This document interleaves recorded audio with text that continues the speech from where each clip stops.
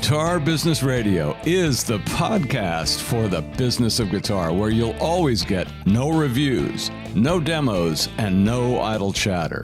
From players to CEOs and in between. If you have a professional or business connection to the world of guitar, this show is your window to insight and information you won't get anywhere else. I'm Jeffrey D. Brown, and I approve this message. So let's get to it. From Guitar Business Media, welcome to the 75th episode of GBR. Wow.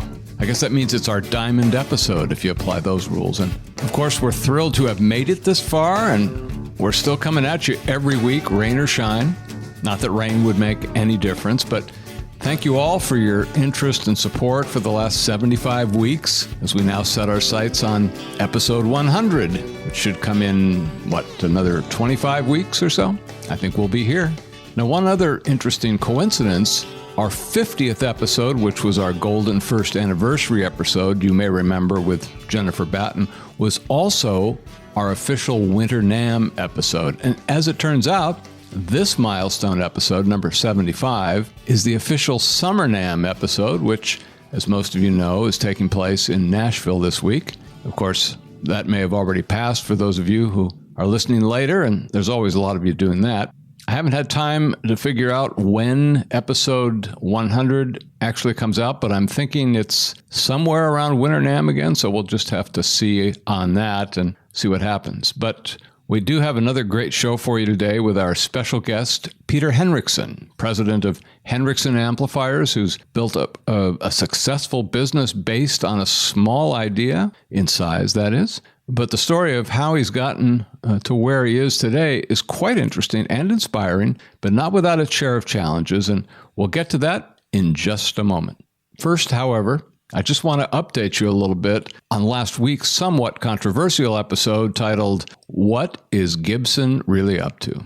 And if you've not listened to that yet, you might enjoy it, or you might not, based on a few isolated comments I saw from folks who just obsessed over my intentionally confusing comment about breaking wind with tradition. Some people just couldn't get past that in the very front of the episode there, and they, as a result, missed the whole meaning of the show. Still others, like, 2-3 people, were consumed with what may have seemed like a lengthy setup and disclaimer to them. They just couldn't get through the 3 minutes or so and gave up, saying they didn't have time. And obviously, I just wanted to hear myself talk. And just to be clear, I hear myself talk plenty. I have to. It's part of the job. However, the best of those comments was the guy who said, "Congratulations on being able to speak for 13 minutes and say absolutely nada. Absolutely nada."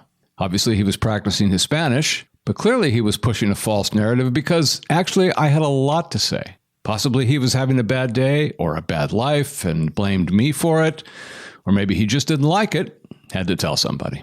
Fortunately, on the other side of the coin, while I frankly presented a limited amount of seriousness on the show, well, several listeners suggested it was indeed thought-provoking, and a few others thanked me for the laughs. Now, in a broader follow-up to the show, I see where Gibson did just announce its own follow-up to that so-called video debacle a month or two ago. That's what we focused on last week. And you can read about their new initiative. It was out there today in Guitar World, I think, but probably many other outlets. And they pointed out a few somewhat obscure companies who've agreed to their demands, I guess, as examples of industry-wide cooperation with them. This, of course, is generating even more controversy, so we'll just have to see how that all plays out. Now, last week, one of the possibilities I suggested was that maybe Gibson knew all along what the reaction was going to be to that Play Authentic video, and that they would have to pull it, but it would, still be available. It's possible that this was designed to set up the scenario where they retreat from that hardline position and then introduce this next phase of their strategy. Now, I'm not much of a conspiracy theory guy, so I'm not drawing any conclusions here. Like I said before, I could be wrong. But I do think I'd have to agree that it's thought-provoking. And while you're allowing yourself to be provoked by those thoughts, it's once again time for us to mosey on to something completely different.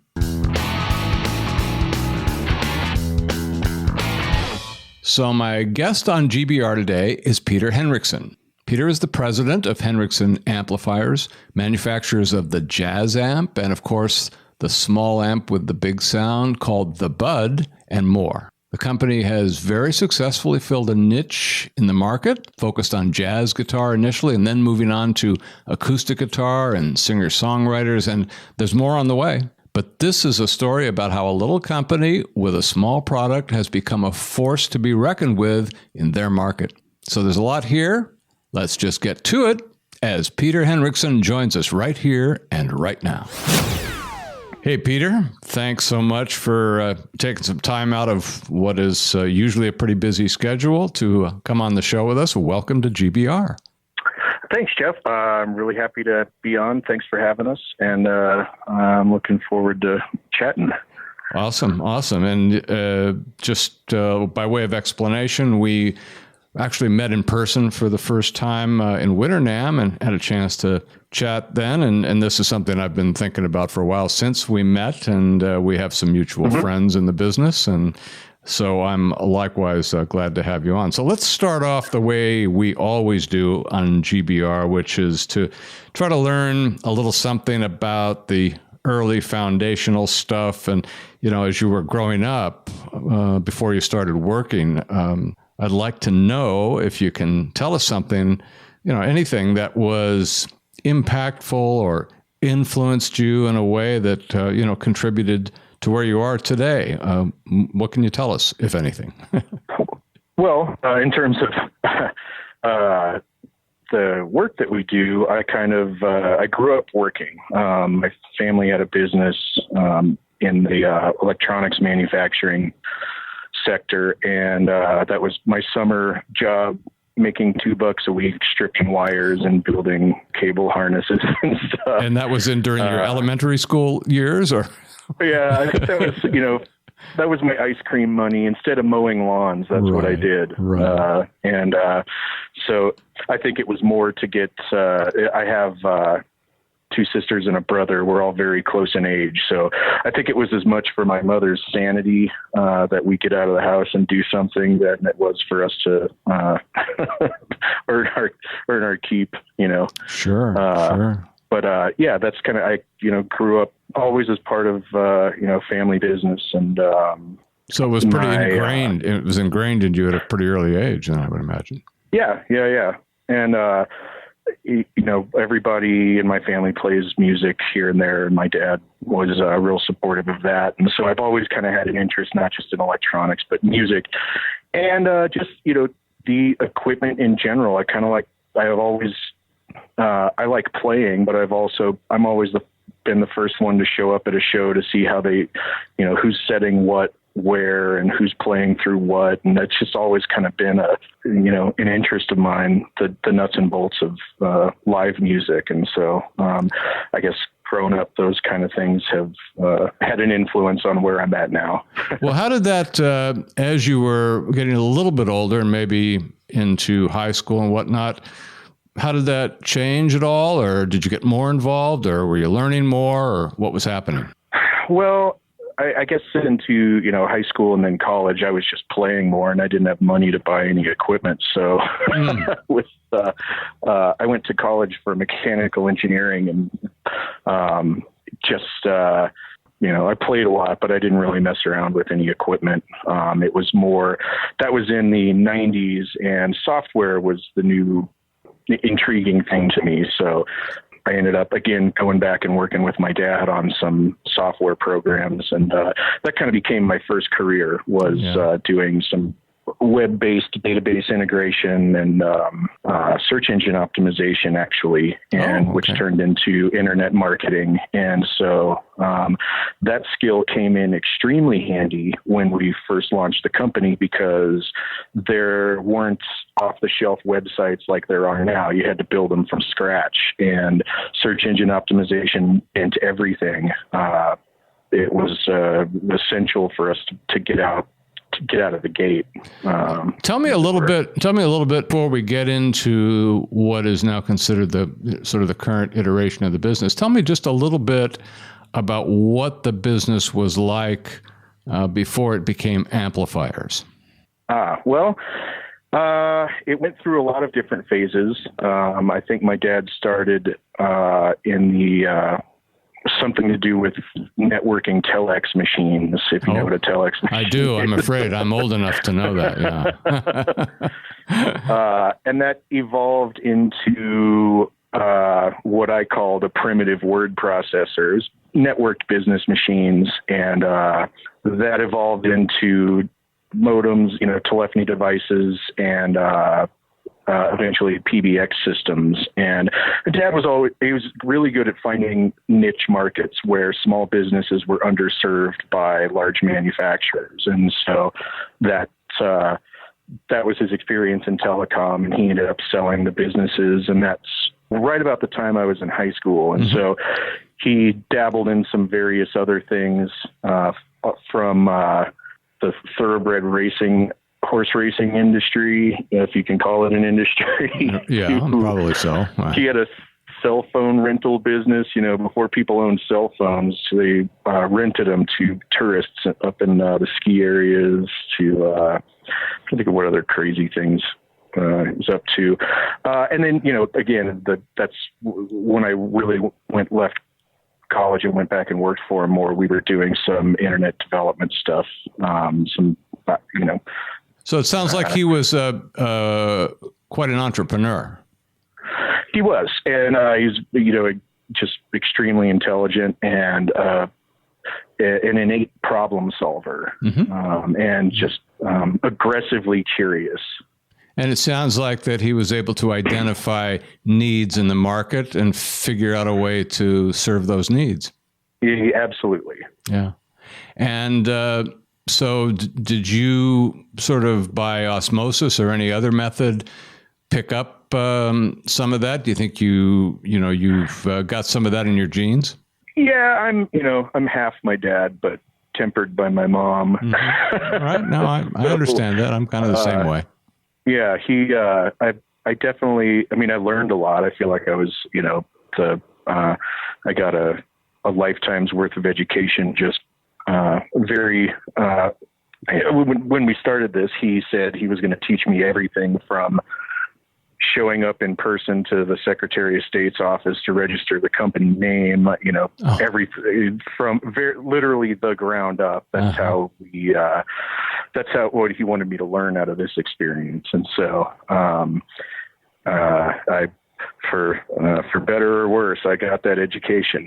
Yeah. Well, I'm sure now that, if you look back at it, and I'm sure you've been able to put that knowledge to work in different ways as you've been working on the business. So let's talk now a little bit about the origins of the company as it is known today, as Henriksen Amplifiers. Is that the main name that it's known as today, or is it? I think, our corporate registration is Henriksen Incorporated. Yeah, okay. So it's Henriksen Amplifiers. Right. And that's that's basically what the public probably is knowing at this point. Yeah, known as. Yeah, right. So talk a little bit about how it evolved, how it got started, what things kind of took place, what was the inception point, how did that all happen? Sure. Well, as I like to tell people, it's mostly Roger Sadowski's fault. And, we've had him on the show not long ago. We had Roger. Oh, great. Yeah. So my dad had, fully retired as he ever was, which means he was about to start another project. And he got into playing. He wanted to play more. He thought, here's my time. I'm going to, he formed a group. Weekend wine bar kind of jazz quartet, I think quintet. I played with him a few times. It was great. And the more he played and the more his L5 was a little bit uncomfortable for him, as they are for a lot of people. And so he was kind of shopping around for a different guitar and tried a few different things, and saw that Roger was building this Jim Hall model. And my dad thought to himself, well, good enough for Jim Hall is good enough for me. So he ordered one, and sure enough, it was just the perfect fit for him. And so he kept plugging it into, like we all do. Everybody's gone through 30 or 40 amplifiers. Like, no, that's not right. No, that's not right. So one day he told me he just decided, you know what, I'm just going to build one of these. And I know what I want it to do. I know what I want it to sound like. So he pulled out a breadboard from, wherever he had a breadboard stashed. Oh, okay. And I see. ordered some parts, and I still have the original breadboard amplifier in my office. And he I think I saw either a picture or something like that, or in a video or whatnot. So I think I know what you're talking about. Some pictures of it. Right. Yeah. Right. And so it's for people listening who don't know what a breadboard is, it's this XY axis, a network of holes in a white or tan piece of plastic that you could just plug components in and out of, so you don't have to solder them together. And picture a light bright with a bunch of electronic components shoved in it. And so he kept talking about building this guitar amplifier and kept talking about it. And I kept thinking, it was just one of his, a fun project, but I never really took him seriously that he was going to really build a guitar amplifier. And so I went to go see him play one night. And in the set break, I was talking to him in a bar, and a guy comes up and says, excuse me, I don't mean to bother, but I just got to know, how are you getting that tone? And my dad could play, but he wasn't really the type of guitar player people would come up to on a set break and ask for an autograph or anything. So this was in the era where everything was all about, hand-wired boutique amps. So I think that's what this guy was expecting to see. And my dad just points down at the stage, and here's this breadboard with wires sticking out all over the place, sitting on top of an unfinished plywood box that he had glued together and shoved a speaker in. Oh, man. And so I thought to myself, okay, if this, if this guy heard it, and it's, it's not just in my dad's head, there's really something here to the sound of this. And so that was my dad's quest to find an amplifier that did justice to the guitar that he bought from Roger. So that's why I say it's really all Roger's fault. Right. Okay. I understand. So how did that all manifest? What was the upshot from that? Was that the catalyst for something? What happened after that? Well, that's when I really became a believer, and instead of just smiling and nodding, I really started okay, well, let's get this website rolling, and let's. We were kind of working on it in my spare time. I was still employed my software job, and he came around to the point where he said, "Okay, we're ready to go. I need you to, if we're going to do this, this has to be, a full-time job." So we worked out a way for me to come on board, and we built the first 100 of them out of the room above the garage. And what was it called? What was it called? What was the name of that first? It was just the Henriksen Jazz Amp. Okay, that was the first Jazz Amp. Okay, right. We called it the Jazz Amp because it was a jazz guitar amplifier, and jazzamp.com was available, so that just sort of seemed, Got it. That's why we picked it. Okay.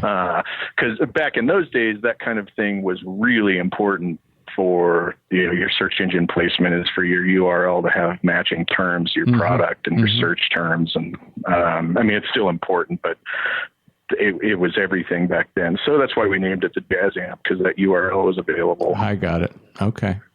So you built 100 amps. What was the strategy to sell them? How did you sell them, and where were you going with it? The philosophy was, let's build 100 of these, and if we can't at least get our money back out of them, well, we've been wrong. We put a lot of thought and research into making sure this was actually going to work, and so we put up the website.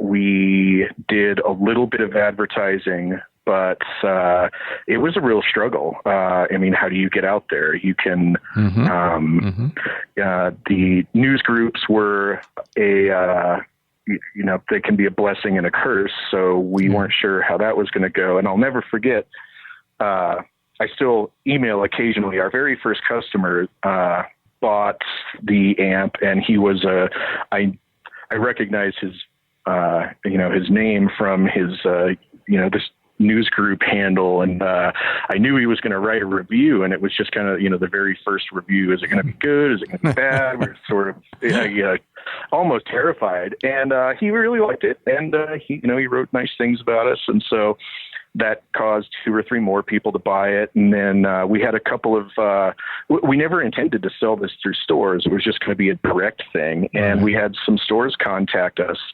and most of them said, hey, I've been selling Polytones for years, and now Polytone's not really in business anymore, and people are asking about them. They were kind of looking for a replacement product, and we sort of stepped right in there. And, that was not by design, but so you had to come up with dealer pricing and all that. So what was that? What was that first amp selling for in those days? Oh, I don't even remember. For some reason, the price of $649 sticks out in my head. Okay, but somewhere in that vicinity, right? Yeah, I mean, I could verify that, but I think that's about right. So to go to the dealers, you were going to have to give them a little better price, right? Yeah, and that must have been interesting. It was. We had to change a couple of things about the way we manufactured stuff. We had to have. It was a growing pain, but a necessary one. Sure. Sure. But you figured it out, and again, and you started selling to dealers. How did that go? It went great. Our first couple, there were a few online only stores that specialized in just all things jazz. And we still have a few dealers who have been with us, since the very beginning, who cater to, jazz guitar playing, clientele. And they must like what we produce because they keep buying it. Sure. It's been great building those relationships for this long term.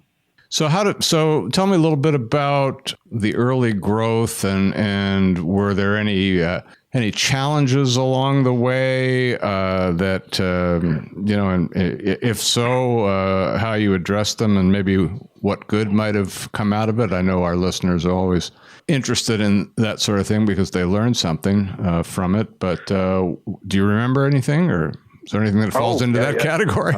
I can tell by your voice. I said, we shipped our first amp in October of 2006, and then we did our first NAMM show in January of 2007. Mm-hmm. And that's where things really went well, because that's where we met a lot of people and a lot of famous artists and people who really liked what we were doing. And so 2007 was it was our first real year in business. And so we didn't have anything to compare it to, but it was month over month. It's just constant growth. Mm-hmm. We moved into we went from the room above the garage to an actual office. And by today's standards, I kind of laugh at that place, but at the time it seemed really big. So by the end of 2007, we were doing great. And 2008, NAMM show went really well. That's where we met a lot of the people we still do business with. And things were great up until, we all know. Economic catastrophe of 2008. Yeah. And well, how did that affect you? Well, our business was, I think we lost about 35% of our volume. I think average in our industry was about 45%. Okay. I forget the actual numbers, but for some reason those stick in my head. And it was just devastating. A lot of stores that we depended on just couldn't stay in business, couldn't afford to keep stock of anything. And right around October of 2008, when things were collapsing, falling. Yeah. Right. My dad was diagnosed with cancer, and he had to go home to do treatment. And so left me sort of running the shop not alone, but definitely, being at the helm without him there was challenging. And then in March of 2009, when the economy was just a complete and utter, standstill, that NAMM show 2009 was kind of ghost town. That was, well, it wasn't a good, a lot of people still showed up, but nobody was there weren't a lot of smiles, put it that way. Yeah. And then in March of 2009, my dad was diagnosed as terminal, and in June he passed away. Oh dear. Okay. So when you couple that with the economic collapse, that was kind of a challenge. Well, how did you I mean, you got all this stuff happening. It's a lot to take on at one time. And what did you do? Did you sit down and think about a game plan that, okay, well, maybe we need to do this and this and maybe not do that and that? Or what was going on in your mind? In my mind, it was a day-to-day survival mode kind of thing. For a lot of people, sure. Yeah. I had to come up with my own bookkeeping system that basically was month to month. And, I had no investors. We didn't have, it wasn't a deep pocketed affair to begin with. And by the way, let me just interject, and just if it makes any difference, I will tell you that my system, which I've been perfecting for about 30 years since the beginning of electronic spreadsheets, is a week-to-week system. So, nice. So that, and just to make it even more complicated, the weeks end on Friday. I don't know anybody who does that, but that's what it is, and I'm used to it. And it's a big multi-sheet spreadsheet now that has been refined over that many years. So. Yeah, you have to. You understand, yeah. Well, I understand. I make it work, and I know everything all the time, and I know where everything is going to be, and so it was basically done to predict cash flow and what bills had to be paid when, and with the electronic spreadsheets. And I started this with SuperCalc, so that's how far back I go. You could move things around, and all of a sudden that it would change, and you could say, okay, that looks better. So what you're describing makes perfect sense to me, and you really have to do that. It's what I had to do. Yeah, it's what I had to do. Every screw, every washer, everything counted, and to the point where we'd have, nowadays we have surplus stuff. It's just, when you rev a product, you have to be like, okay, well, we're just going to have to scrap those 15 chassis. That was a no-no back then. I had to find a way to turn those into something we could sell. Nothing went to waste. And consequently, nothing was developed. We were just kind of okay, let's do what we can to keep whatever orders coming in. Sales was a real challenge because nobody had the budget to advertise. It was, everybody listening to this was there. Yeah. So, and you needed cash flow. So the focus was really on cash flow, I would imagine. Yeah. And the system that my dad set up was really, it was pretty good where cash flow management wasn't a big problem at that level. That's a different story now. I'll get to that later on, but, growth cash flow is always a problem. So, maintaining a static demand, cash flow is less of an issue. My issue was more with my dad gone. He was the one with all the electronics knowledge. Again, my background's in mechanical engineering and software, and I can run some test equipment, but physical electronics just wasn't my forte. And so things like repairs kind of got put off. I ended up just replacing circuit boards instead of trying to diagnose them. And I probably worked about 2 hours a day. Sometimes I missed those days because there just wasn't much to do. I got it. But that came to a head in two different ways. We had a a problem with a batch of transformers where the lacquering wasn't done right and they were noisy. And we decided to switch to a toroidal transformer design, which is much better in terms of noise and efficiency and all that. And that was the first time I had to kind of get something designed without my dad around.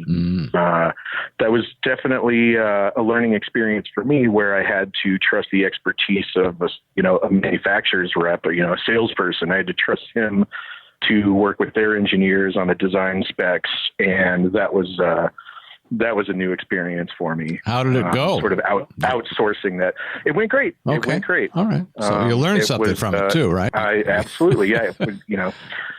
Stories like that keep repeating themselves in my experience, to the point where now, I don't really want to learn how to do everything. I want to learn enough about it so that I can hire the right expert. And that's a very good strategy. Yeah, very good. Yeah. My dad always told me a CEO really only has one job, and that's to empower talent.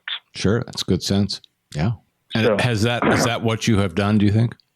Absolutely. The team that I have working for me now are, they're a lot smarter than I am. Well, in their respective areas, though, right? Yeah, of course. Sure. Mm-hmm. Right. And that's how we really got where we are today. It's not. I didn't. I didn't do all the circuit board layouts and the design and troubleshooting, and that's the things that, as the president of the company, I have to make happen. And, but I don't necessarily do it. Sure. Let me ask you, at what point, I mean, obviously you survived all that because you're Mm-hmm. here and you're doing fine. At what point did you feel like you were coming out of it, or that you were coming back, that things were starting to improve? What was the sign that was happening? There was a really, really positive turning point for me. And when I look back, I can't believe it took this long to get there, but I went and didn't exhibit, but I just walked the 2010 NAMM show, and that was a ghost town. And there were, like Howard Paul, who's been, a friend and mentor since the very beginning. He and my dad were friends. Oh yeah. Good guy. Yeah, been on the absolutely. show several times. Good friend. Yeah. Yeah. He was there, but not with the guitars. He was just going to be there in the Labella booth, and I brought him an amp to use, I think. And boy, it was just scary times, and I know they completely changed their business to account for it. And so that was really the what do they call them? The horse latitudes, where there's just be calm. There's no wind.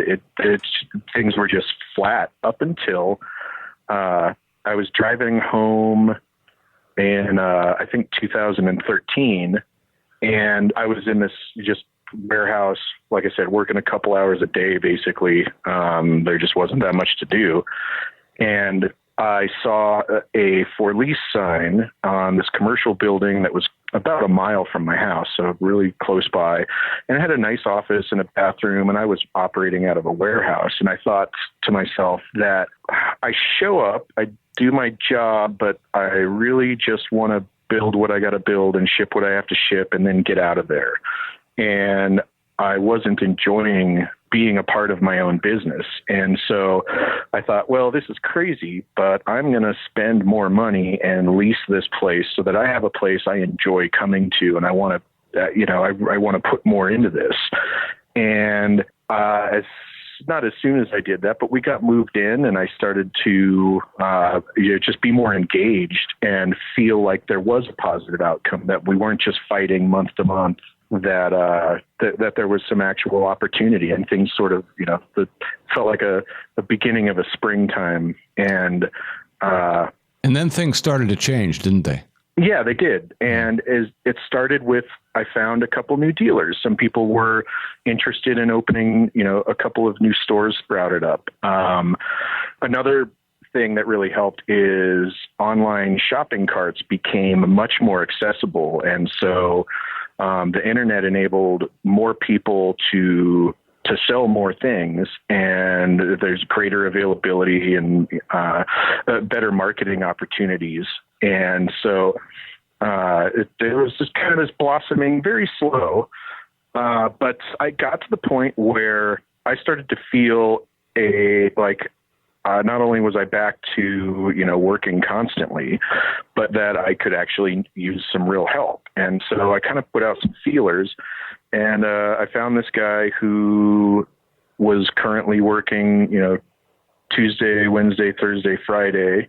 He was, working 4/10s and had Mondays off, and he knew his way around repairs and a little bit of design. And so I had this giant pile of circuit boards built up over 5 years that I didn't know what was wrong with them, but they needed somebody to come in and, do the rework and repair work. And so he came on board and worked for 6 months, 1 day a week. And we had kind of talked occasionally about bringing him on full time. And as soon as we could, I once again thought, okay, this might sound crazy because we're not making any money here, but I'm going to, I refied my house so that I could afford to live for a year. And I said, all right, I can hire you on full time for 1 year, and here's the plan. And if it works, great. If not, well, we give it our best shot. And in his first week, he fixed this circuit bias issue that I thought would take a few months, and taught himself how to lay out circuit boards, and is now just a complete whiz at it, and just a real self-starter, self-learning kind of guy. And he reminds me a lot of, those qualities my dad had, and it makes it it makes for a really good partnership. And so he went from working 1 day a week to he's our vice president and part owner of the company. Oh, nice. Great. And it required a lot of risk. And like I said, it's, it was worth it. It was worth investing in. And he's, we brought the bud to market, and our most popular product, and brought that to the NAMM show in 2015. And that was the turning point, was that show. So what's interesting to me, and I'm just, kind of a positivity guy. A lot of people hear me, sort of rail on about this stuff, but you really demonstrated something that's so important that I've talked about before, and that you were in a situation where it was kind of a negative thing. You weren't thinking positive thoughts, were you?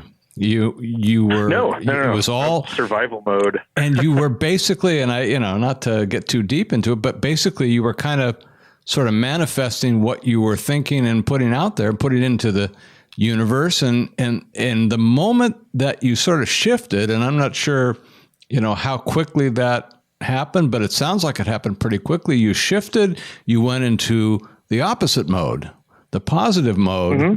and then things started to happen, and it's an interesting way to look at it. And I'm a believer that stuff really makes a difference. That if you're what you're thinking into it and how you're viewing it makes all the difference.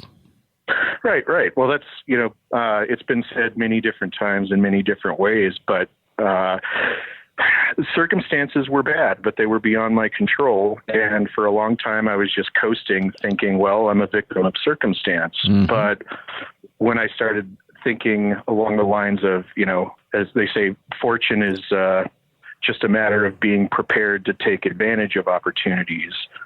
And I put myself in the position to, see an opportunity and seize it. And that's kind of that's how I look at everything now is, am I ready if I see something? Yeah.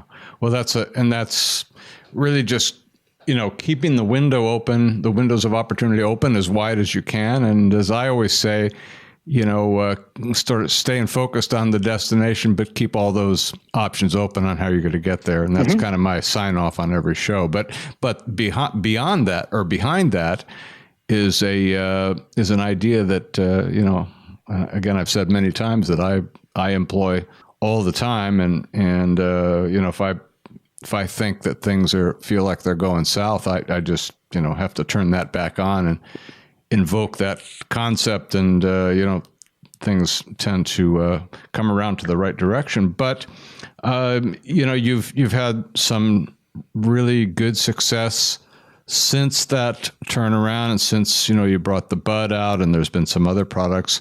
I wanted to just shift gears a little bit because we're kind of into sort of current mode right now. We can get into some of those details, but I wanted to ask you a little more specifically about marketing and sales, and what kinds of strategies have worked for you. Obviously, I'm not asking you to give away secrets or anything like that, but what can you tell us about how you've marketed the product line and what has worked for you?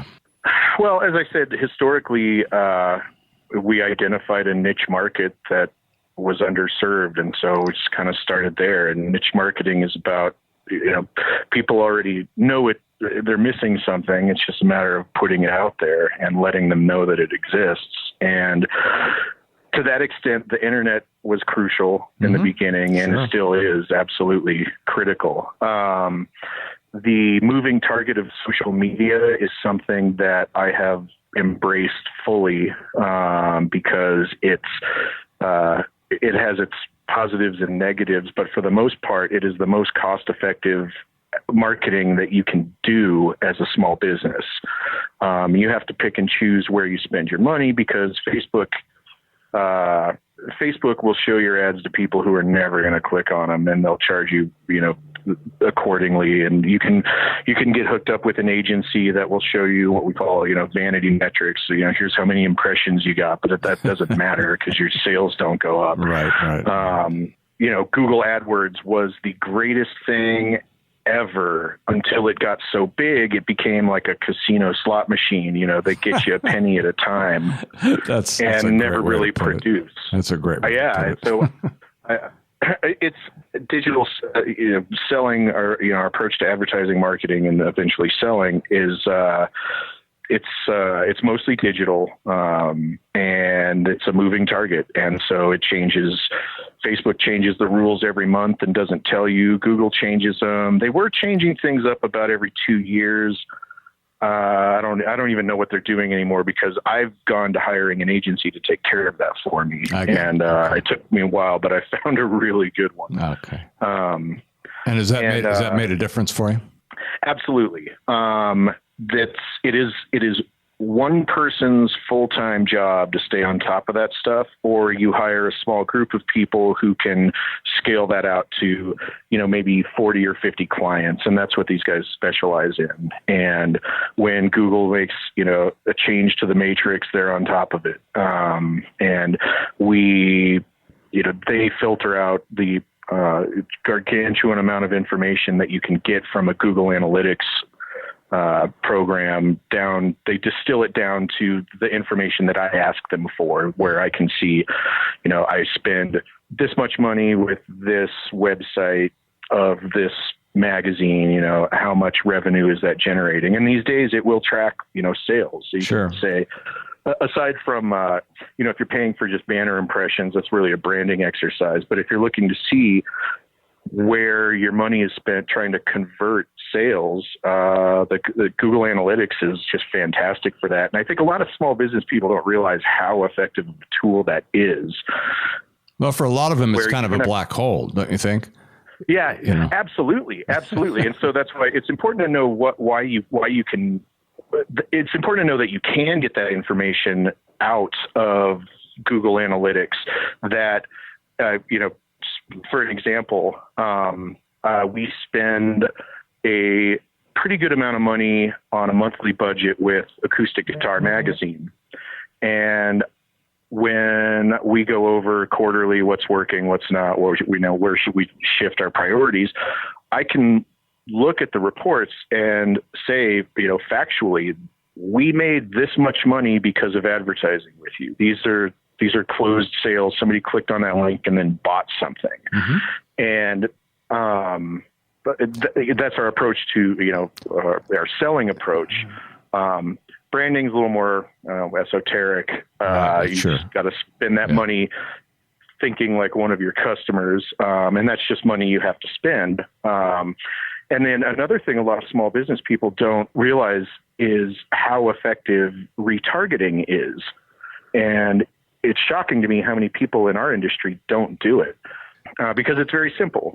If somebody's on your website and they're, this is for your listeners who don't already know what this is, it's a way to help assist automate your sales process. If somebody is on your website looking at a specific product, XYZ guitar, you can show them ads next time they go to Facebook or open their email or anything you choose. You can reach them and just sort of remind them of your brand. You can imprint that way. You can offer them special deals. If you're doing companies that do lower priced kind of stuff like strings and whatever, they try. You want to try to close a sale within 48 hours of somebody visiting your site, and you can spend that money and track. Okay, we spent $600 on these retargeting ads. We've all seen them, and everybody says, "Well, that's kind of creepy. How did they know I was looking at that?" Well, they're incredibly effective, and I always tell people, you might think it's kind of creepy, but you're going to see an ad. You might as well see an ad that's somehow relevant to you. That's exactly right. That's exactly right. It's the sinister part of it, and we all understand that that's always a possibility. But for the most part, it's hard for us to survive while we spend most of our waking hours worried about who's coming after us. If they're going to come, they're going to come. But I mean, it's right. No, this is just people trying to get you to buy stuff that they think you already want because you were on the website. Exactly. So, on the one hand, that makes it even more critical that you're getting qualified traffic to your site in the first place. So you don't want to hire an agency or anybody that promises you, 1 million visitors. You really want you want actual individual people on your website on purpose, and you can monitor your bounce rate, to try to make sure that that's, an industry standard. And anyway, once you get that qualified traffic, you retarget to them. And it's mind-boggling to me how much that impacts our sales. Now, don't do it. Just to clarify, I'm not certain about how much of your business is done in direct sales or online versus resellers, retailers, dealer sales. Is there any way to describe that at this point? Sure. No, we go back to the beginning. We never really intended to have dealers, and we kind of pivoted on that. And so it's become where dealer sales are about 80% of our business. Okay. The direct sales are more, we have a limited number of retail outlets. And so our direct sales are kind of focused on areas where there is no dealer. Sure. We don't have a dealer anywhere in, I don't have my list in front of me, but let's say I'm pretty sure we don't have one in Wyoming. So if somebody's there, we want to be the one, we want that direct connection to the customer. Right. So that's where that comes in really handy. And the retargeting with, branding images comes in handy to drive traffic to our dealers. And part of our job, on that side of the fence is, driving demand to pull inventory off their shelves so that they reorder. Now, in this process, when you started off, you had a sense of who your customer might be based on, the product itself. But over time, have you really been able to refine that and to know a lot more about, the demographics and the interests of the people most likely to buy your product? Well, there's diminishing returns if you market to everybody. Sure. And one thing that I've learned is spending money, precious resources, we don't market to people under 36. It's not that we don't care about people under 36. It's a disposable income kind of thing. And sure. Yeah. Well, that's a good number. I mean, that's just to be able to have established that number of 36. As opposed to 35, I mean, it's... Well, that's the number that they give you that you can digitally cut off, and it all depends on people not lying about their age. Right. For the most part, that's where the numbers showed us landing. So very, very interesting information. Let me go to something else that you and I have talked about before. Your product is a little bit in the upper price tier. I mean, I wouldn't say it's off the chart, but it's not at the low end, So I wanted to ask you a real direct question. What do you say to somebody who says your product is too expensive? Well, it's a good weed out question for starters. If it's somebody that's saying, there's two ways to ask to make that statement. One is, I bought my $200 thing off Craigslist and it's good enough for me, and that's good enough for me. And those kinds of people just aren't going to be customers of ours, and that's fine. If it works for them, that's great. The other way that statement would come across is if somebody was saying, I get your product, but you're charging too much for it. It's not worth that much. So for that person, I will often counter with, okay, well, what is your sound worth to you? It's side by side our products with a much less expensive product. You can absolutely tell the difference. It's just whether or not that difference is worth it to you. And if you play once a month, like shamefully I do, maybe, maybe it's I've been not there. worth, maybe it's not worth it to you, but, where our customers come from are the people who take their playing seriously, and they take it seriously enough that investing in proper equipment is really an important thing. Because, to borrow somebody else's slogan, when you sound better, you play better. And, we've all picked up a guitar, like everybody that gets a new guitar or a new, for me, it's I got this Sadowski bass, and it made me play for like a week straight. High quality equipment it'll push you. And if that's an investment that you're not willing to make in yourself, that's fine. That's where cost and value travel down different paths.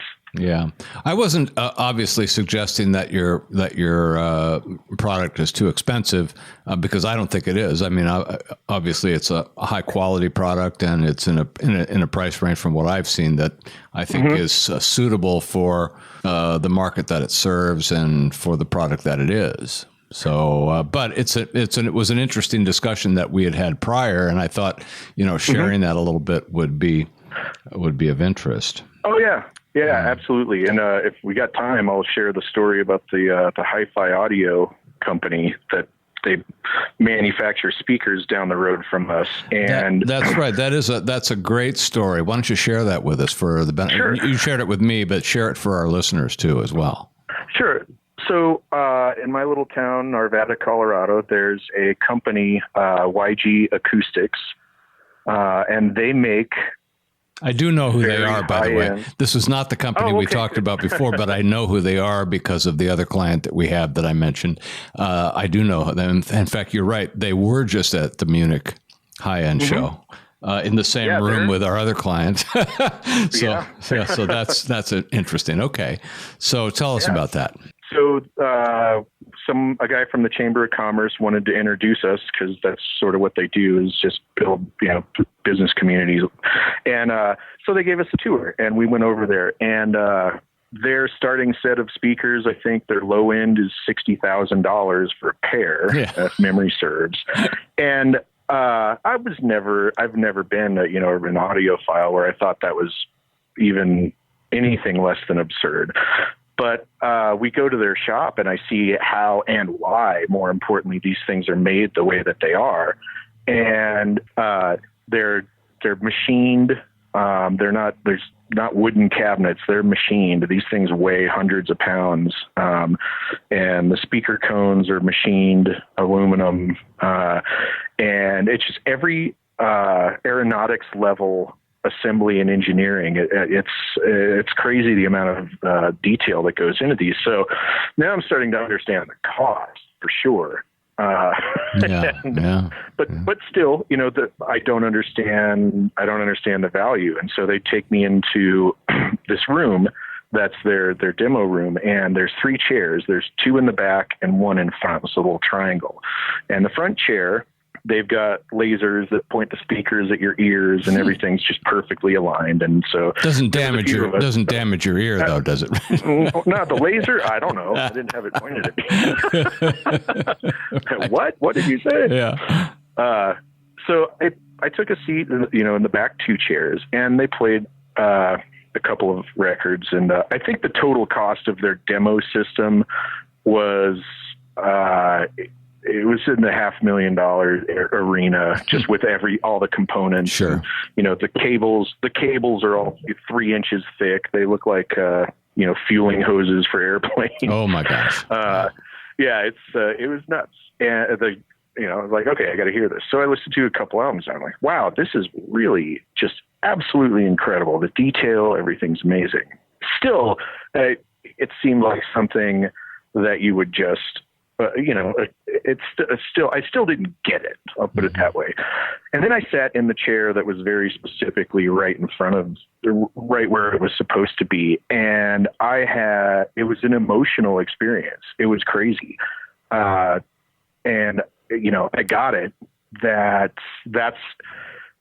I understood. This is, for people who have the means, this is what it's worth it. Hard to explain it unless you've really experienced it, probably. Really and truly. And all of those things, they create an experience. And the sales guy said something, he said, our ears evolved over, millions of years to detect a jaguar that was 300 feet away that might be stalking us. That's how we survive. So your ears are very, very finely tuned things and can detect stuff that maybe you're not consciously detecting.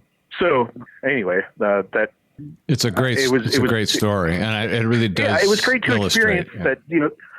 For $500,000, you could have that in your own house. That's not something that will ever be within my reach. But at the same time, people spend that much money on sports cars they don't drive, or 2. Yeah, exactly. A collection. Yeah, that's right.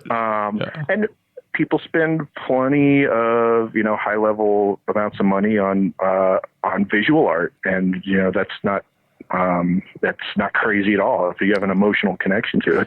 Music's the same way. Yeah, the lesson is that, if it's important to you, then the price finds its level, right? That it's exactly you'll spend the money, presuming that you can. And of course, we're not talking about a $500,000 Henriksen amplifier. No. It's not likely that we ever will, but let me go on to one other thing as we kind of wind down here a little bit, because I did want to ask you a little bit about endorsements, and kind of wanted to understand, and I think, you kind of said that you have sort of an informal sort of thing, but I'm kind of wondering to what degree these player endorsements or positive relationships, are beneficial for the company. And what can you tell us about that? How does that work for you?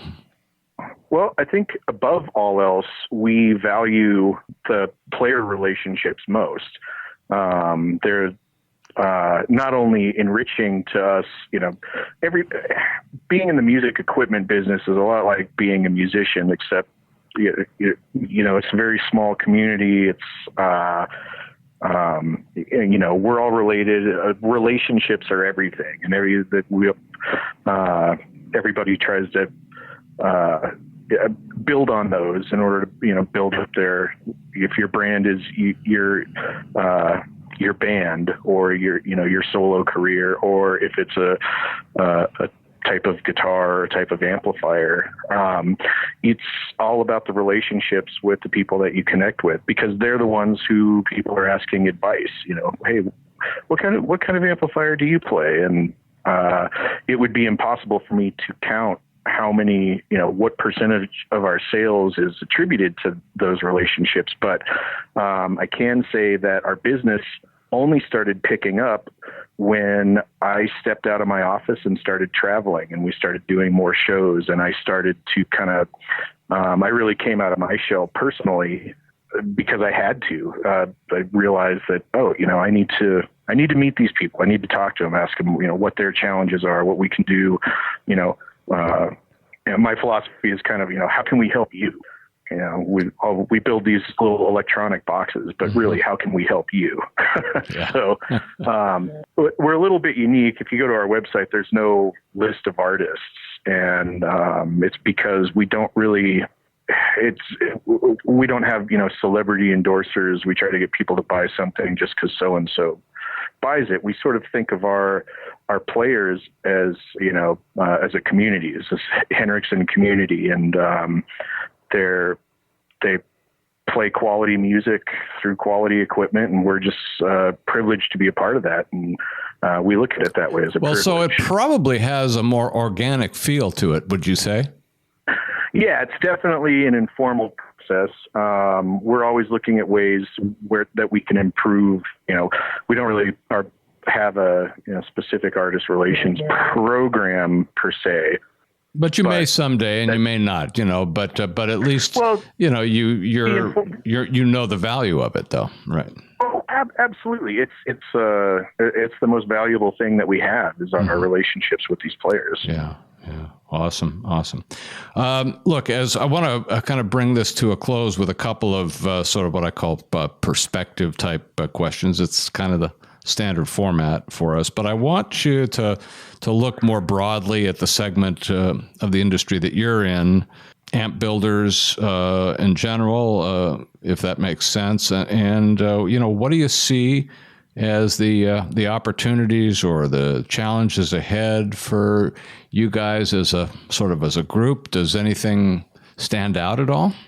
I would say the biggest opportunity out there is that musicians are more connected, and they are more interested in, they're more interested in actually playing rather than, wearing the right clothes and being on stage. There's actually a study done about that that I found very interesting. When we were kids, we wanted to be rock stars. That's why we picked up the guitar. Like, I want to be that guy. But more and more, the transition is to people playing for guitar anyway. People who just want to play. Yeah. And that's an incredible opportunity to build equipment for people, who play. And, you can reach out to them individually because of the modern digital age. They can reach you. You can develop personal relationships. I mean, I think back to imagine trying to do this business in the 80s. I don't know how anybody did it. Well, it was different. I did it, and it was different. Yeah. That's for sure. Yeah. But I think that's a huge opportunity. The other thing that people have been talking about is there was a study published that half of all new guitar players are women. And I think that's right. Completely different. Yeah, I think that's a really valid point. A lot of people talking about that.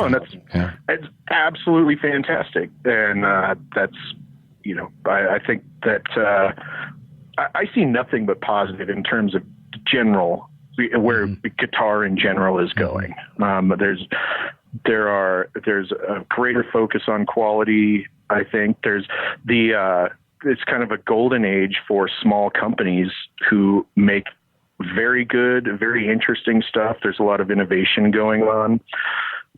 We just put Bluetooth in all of our products. I've seen that. I saw that, especially on the Blue, or what is it? The one. Yeah. It's appropriate they would have Bluetooth in it, right? Right. Well, the 3.5 millimeter Apple dispensed with it. So, that was a sign that that's going away. And we thought, well, let's find a way to integrate, Bluetooth connection. And it's great. You don't have to leave your phone on top of your amp if you're doing set break music. It's great for lessons, playing along with, lesson tracks or, performing with backing tracks. Bluetooth is way better than it, So that's just an example of a recent innovation. Amplification technology is just getting better and better and better. Speaker manufacturing quality and design is getting better and better. And things, thankfully, are getting smaller and smaller and lighter. And demonstrated by your product, which is seems to get smaller and smaller. And with a bigger and bigger sound and that kind of stuff. We set the bar for small and loud and good. So my last question, now a little bit more narrow. Tell me a little bit about how you see the future for Henriksen in terms of both growth and direction. We want to keep reaching out to players and keep asking them, again, how can we help you? We know that the gigging musician that's a different life. Every 3 or 4 years, things change, people's tastes change. Gigging opportunities change, and they need the proper equipment to get out and do their jobs. And so we've got some products in development. I can't really say. Oh, understood. Understood. But we'll have them we'll have some news at the NAMM show. But it's all based around that. Mm-hmm. What can we do for you? What's how can we help you sound awesome? Do you feel that you have some stability going forward? It sounds like you do. Yeah, business-wise, we reached a very critical point in the last 12 months that is just, it's been fantastic. We had our first $1 million year last year, and we're on a 20% growth cycle from that. Yeah, that's not bad. Only July. That's not bad. Mm-hmm. Not bad, and no reason to complain about that. So yeah, we mentioned cash flow problems at the beginning. When sales are steady, that's not a problem. Growth, that's challenging. That's my new hat. Wear. Well, it sounds to me like you've built a good foundation, and I'm big on foundations. And how important that is. And, you weathered some storms and you know how to do that. And, you've got some maturity in the company right now. So, it feels like, and, you're in kind of a unique space. I mean, my sense is you don't have nearly as much competition as almost everybody in other segments do. And, that always can change, but I think you sounds like you're positioned pretty well. Well, that's the nice part about a niche is the competition is less. However, there's limits to how far you can go. So I think we got the jazz guitar thing nailed down pretty well. And so we're branching out into, acoustic instruments and, different areas where it's just all about quality sound and feel. And of course, high quality, reliability. That's super important, especially if you're on the road. There's lots of things that sound great, but they don't survive a tour. That's so true. Yeah, I think moving forward, what I feel best about is the team that we've got is just phenomenal. Everybody here is incredibly bright, really focused on innovation and problem solving, and it just couldn't be better. Yeah. Well, I'll tell you, this has been very, very enlightening and informative and all kinds of things like that, which is to say that it's been a pleasure to have you on the show and to learn. Thanks for having me. Yeah, to learn a lot more. And I look forward to chatting with you again in the future, Peter, and hope you'll keep us in the loop on all the cool things that are going on with Henriksen amps. Of course. Well, thanks again for having me, and we'll keep doing what we do. That's great. By the way, did you know that you can become an official show sponsor of GBR, business or personal, for as little as $2 a month? You probably didn't know that because, well, we just launched the program. Now, you may be asking, what can we possibly get for $2 a month or $5 a month or whatever? But the truth is, we're all about value for value. That's how business works, and we're no different. So if you like what we're doing, that's, the first criteria. If you like what we're doing and you get value from what we do, then you can become an official show sponsor at any level. And there are many levels. And while you'll still continue to get the original value from GBR, as an official show sponsor, you'll get even more.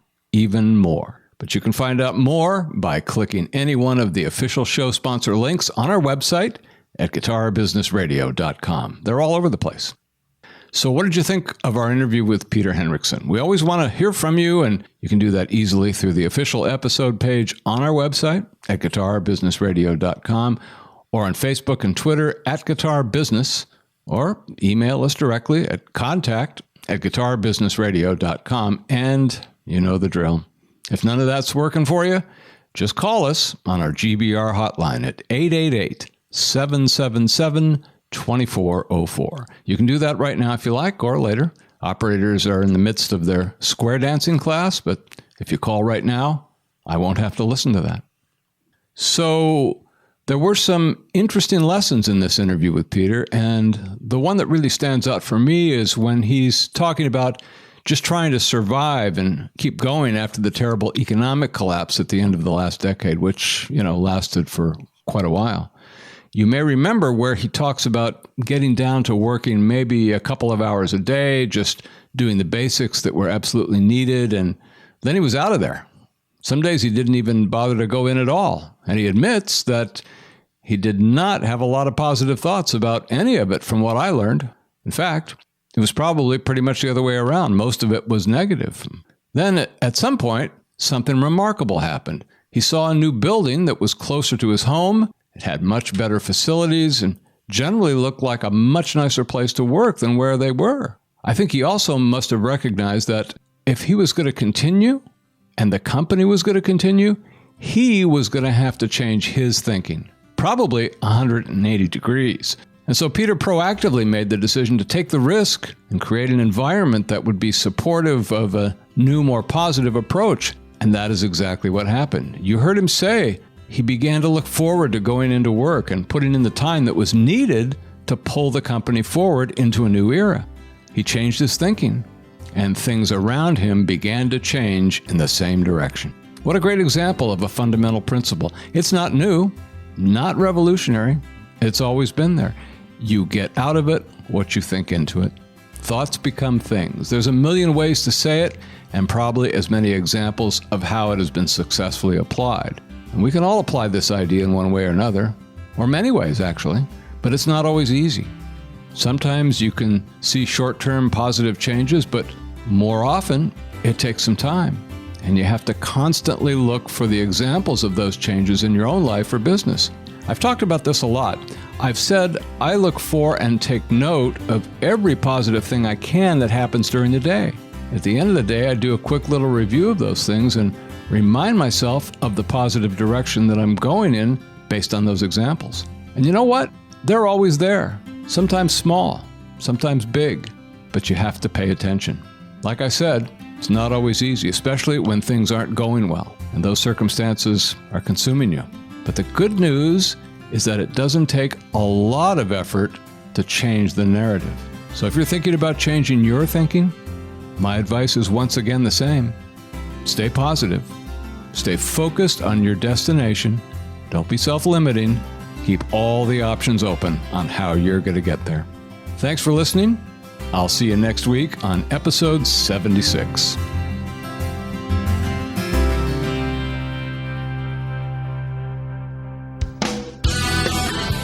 And that's it for this episode of Guitar Business Radio. Thanks for being with us. You can stay tuned and stay in touch at guitarbusinessradio.com.